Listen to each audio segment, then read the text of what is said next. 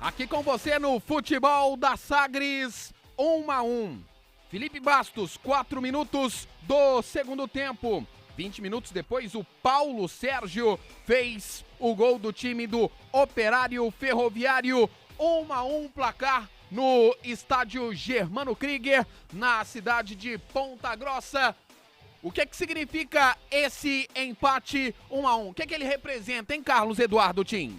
Bessa, não era o que o torcedor esmeraldino queria, sem dúvida nenhuma. Continua vivo na competição Goiás, mas precisa mostrar um futebol mais eficiente, porque realmente hoje deixou a desejar mais uma vez, principalmente no primeiro tempo, um futebol bem abaixo do que o time do Goiás tem condições de render. Segundo tempo teve bom momento, saiu na frente, estava controlando o jogo naquele momento, aí falha defensiva mais uma vez na bola aérea, e aí o Goiás realmente ficou desestabilizado na partida, e mesmo com um jogador a mais, ainda criou algumas oportunidades, mas acaba sendo um resultado justo hoje. Mas o Goiás precisa jogar mais, senão não vai conquistar o objetivo que é chegar à Série A, porque os seus adversários, seus concorrentes próximos estão jogando um futebol mais bonito do que o Goiás e mais eficiente, porque estão conseguindo vencer. Evandro Gomes, depois do Tim, eu quero saber de você se é um empate para se comemorar ou os 2 pontos perdidos são de se lamentar, hein, Evandro? Não é para comemorar. Não é para comemorar. Tivesse o Goiás alcançado o empate com 10 jogadores, talvez até pudesse. Mas o Goiás, além de ter saído na frente no marcador, ele acabou cedendo o empate e depois ainda teve a vantagem de um jogador a mais, não tirou proveito disso. Eu acredito que nos últimos 4 jogos, empates contra Londrina, contra Botafogo, contra Ponte Preta, agora contra o Operário. Você tira o do Botafogo, que é uma escala que você pode considerar normal. Os outros 3 contra equipes que estão abaixo. Então isso não é bom. 12 pontos disputados e apenas 4 conquistados. Ruim para quem quer chegar. Está em aberto. Tem uma turma ali brigando e vai brigar até o fim, até a última rodada. Mas o Goiás precisa melhorar. Bessa. Hoje eu quero saber de você, Carlos Eduardo Tim, depois dessa análise do Evandro Gomes, especificamente sobre o ponto conquistado. Goiás empata, conquista 1 ponto. Quais foram os destaques do Goiás nessa partida e quem deixou a desejar?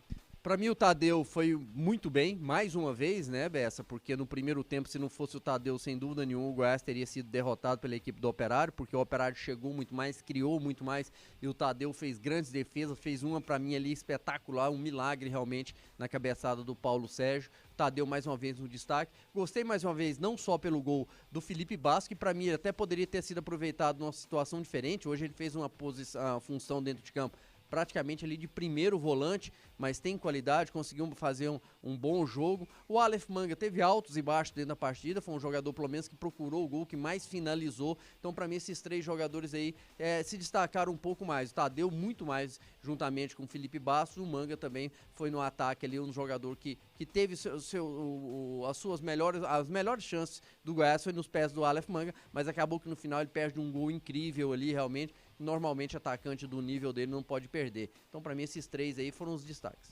Evandro Gomes, para você, quem se destacou e quem poderia ter rendido mais nesse empate do Verdão 1-1 contra o Operário Ferroviário?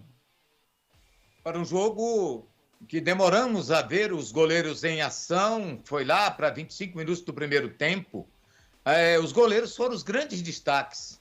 Tadeu foi o melhor disparado do Goiás, talvez o melhor em campo, mas não podemos negar que o goleiro Thiago Braga, da equipe do Operário, também teve uma atuação destacadíssima com defesas espetaculares. Melhor do Goiás, disparado o Tadeu.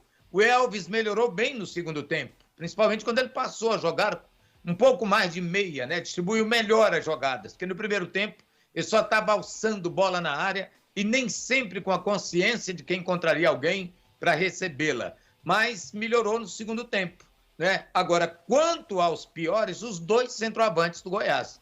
Nicolas, nem sei, acho que são 11 jogos que ele não marca gol, nem tenho a contagem certa, mas passa dos 10.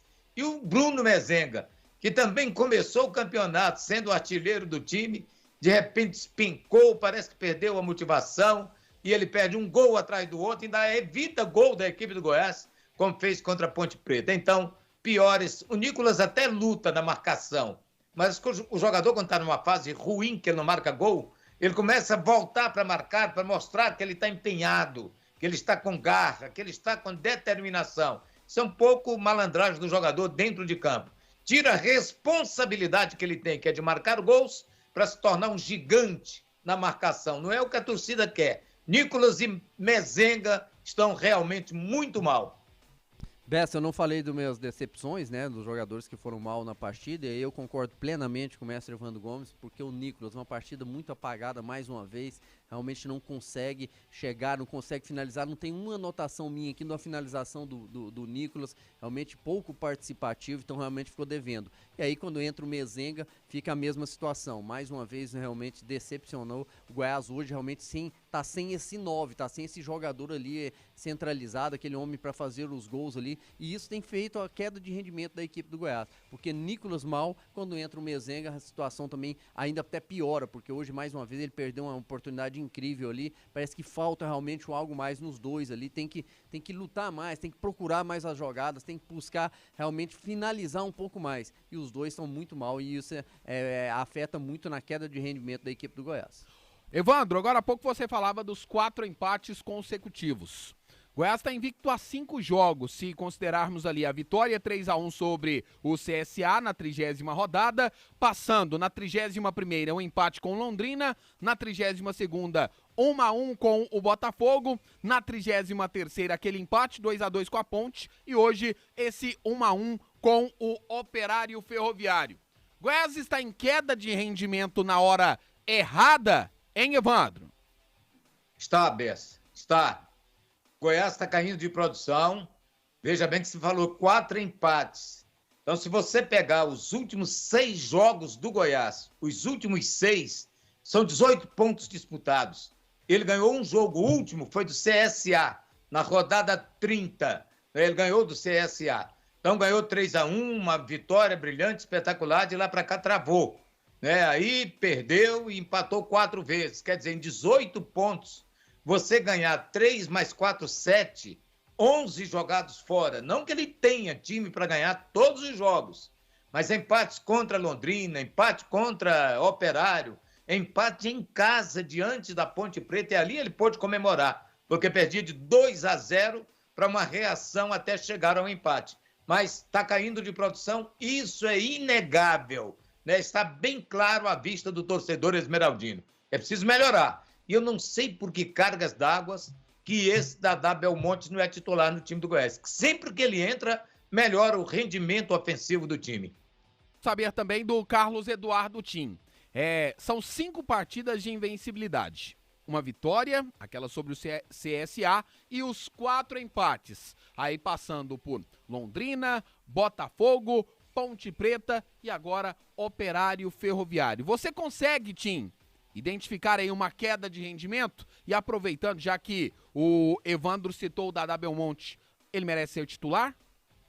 Bessa, a queda de rendimento ela é clara. E no pior momento possível que você tem essas oscilações dentro da competição, o Goiás está tendo agora. No pior momento, na reta final da competição. Nenhum time poderia ter essa queda de rendimento nesse momento. Então, realmente é preocupante devido a isso. Muitos times oscilam dentro da competição, isso é natural. São 38 rodadas, muitos jogos. Se você pegar todos aí, tiveram fases ruins. Até quem está na frente, o Curitiba começou mal. Eu lembro da arrancada do Curitiba, depois que ele conseguiu vencer o Vila aqui no Aníbal Batista de Toledo, naquela oportunidade de 1-0, num jogo ruim da equipe do Curitiba, mas de lá depois ele deslanchou. O Botafogo teve realmente um momento muito complicado dentro da competição, depois que chegou o Anderson Moreira, deslanchou na tabela e cresceu muito, e hoje está praticamente ele já está muito perto da Série A. Então todos os times oscilam dentro da competição. Agora o Goiás está oscilando num momento muito complicado, no pior momento, sem dúvida nenhuma. E desses 5 jogos de invencibilidade, se a gente pegar Londrina, Ponte Preta e hoje contra o Operário, são 3 jogos que o Goiás não poderia ter deixado escapar a vitória.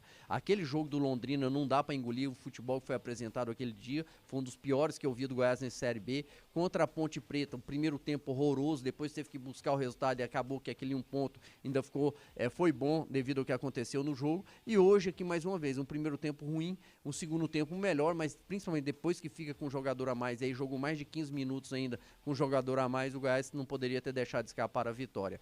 referente à questão do Dada Belmonte, ele é um jogador que muito mais entra muito bem no segundo tempo, ele teve algumas oportunidades como titular e não conseguiu render tão bem. Agora, diante do rendimento dos dois centroavantes do Goiás, tanto o Nicolas como o Mezenga, daqui a pouco o técnico Glauber Ramos pode pensar em uma outra formação, daqui a pouco tentar algo diferente. Esse algo diferente poderia, será que o Aleph Manga não consegue fazer esse trabalho de 9 ali, para entrar um Dada Belmonte, para colocar um time um pouco mais ofensivo, com jogadores como o Luan Dias, ou fazer aquela dobra novamente com o Diego e o Apodi, porque para mim hoje não existiu essa dobra, porque o Diego ficou muito lá atrás e o Apodi não foi aquele jogador espetado na frente pelos lados do campo. Então tem que pensar algo urgente para que volte a jogar bem, volte principalmente a vencer, porque o futebol que está apresentando o Goiás, ele vai ter dificuldade para chegar na Série A. Após esse empate, Operário 1, Goiás 1, a equipe esmeraldina volta a campo quarta-feira. Jogo às 9h30 da noite contra o Coritiba pela rodada 35.